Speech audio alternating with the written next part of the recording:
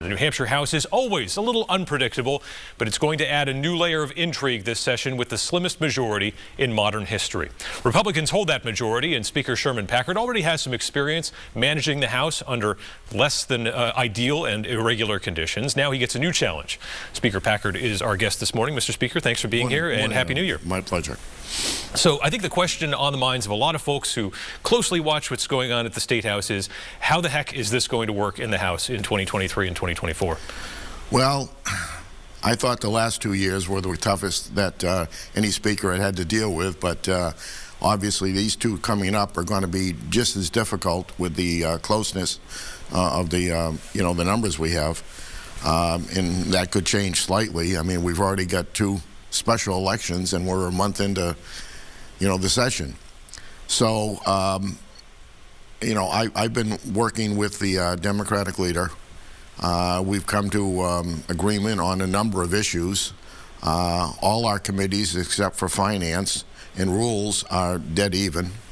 Some are a couple over 8-8, but most of them are 10-10, so they're actual dead even. That is going to bring up interesting process as to how many bills come out of committee with no recommendation. Yeah, explain that. You have this, normally for those who don't know, a bill will come out of committee in the House with a recommendation of ought to pass or inexpedient to legislate, and that kind of dictates how things proceed on the floor. But if you have a tie vote, it's not unheard of. It comes to the floor with no recommendation. You could really see a lot more of that. So what is the protocol going to be for those bills? Well, we're still working on a final solution, to try and be fair to everybody. Normally, the first motion is an ought to pass motion. So we usually see half a dozen of those a year, maybe a few more. But, there's a possibility that we might see an awful lot more this year. So, I'm going to have to be sitting down with the Democratic leader, and we're going to see if we can come up with a solution. There's not too many available, but, we usually try and talk on a weekly basis, and, let's see what we can come up with that'll be fair to everybody, so that maybe not every single bill is on a pass. Maybe some might be ITL, but that's something we'll have to work out.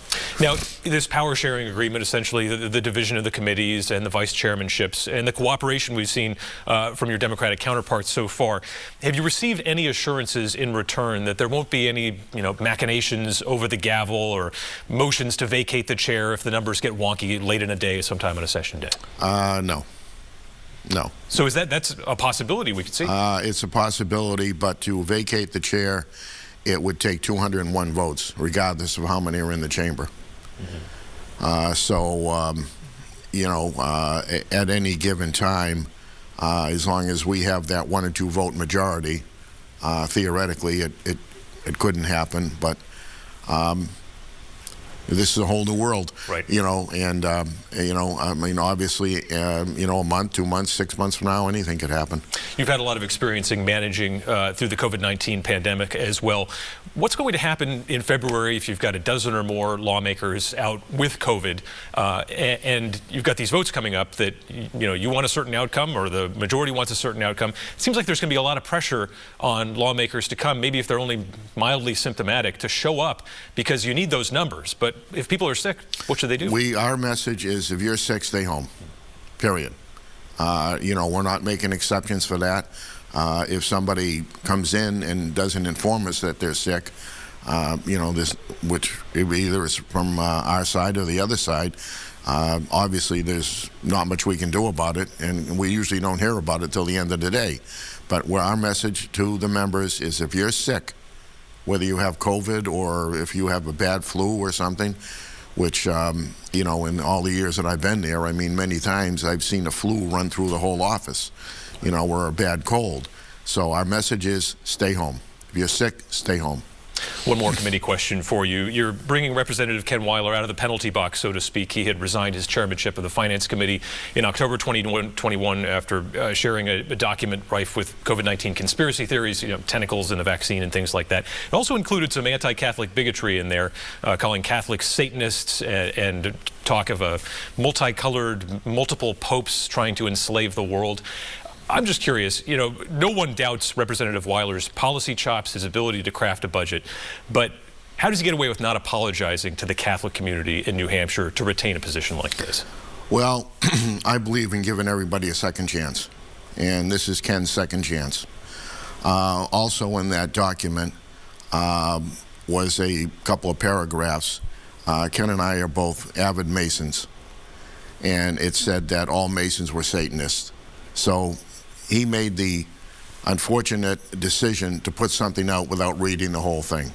If he had read the whole thing, he never would have even considered putting it out. But unfortunately, he read the first, 6, 7 pages and never read the rest of it. And when I pointed that all out to him, he admitted he was wrong and shouldn't have put it out. That's in the past. He's been in the House for over 30 years. He's been on the Finance Committee, I think, almost all those years. He's been chairman a couple of times. We lost, Karen Umberger, who's a vast amount of knowledge. We lost Norm Major, Pat Abrami. Norm didn't run, and Pat didn't on Ways and Means. We lost a lot of institutional knowledge. Ken has that institutional knowledge.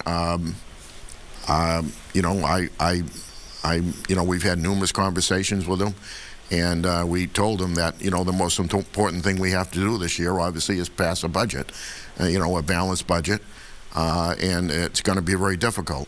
So I'm giving him a second chance. Let's get to some policy questions. Cannabis legalization is now something that's regularly passing the House of Representatives. You've been in the House for decades and seen this debate evolve quite a bit.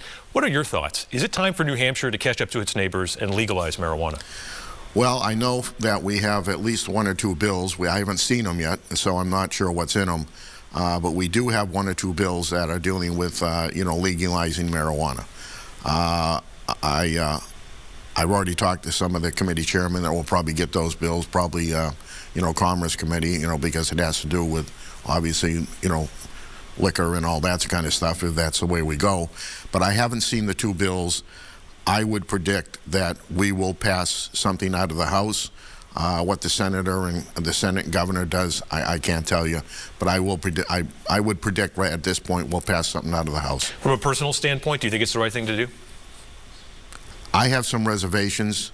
One of the biggest reservations I have is the fact that we have no way of testing if they're stopped driving. And, having been on the Transportation Committee for almost all my career, I'm aware that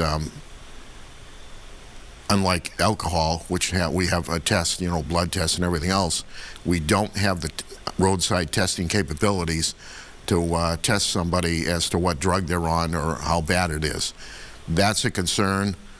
But again, let's take a look at the bills. Let's see if we can work something out. I know there is some companies, there was one up in Canada that I'm aware of a few years ago, was working on a test for, drug stopping. So, well, let's see what happens. Just one of many questions to address in the months ahead. Mr. Speaker, thank you so much for your time, and have a happy New Year.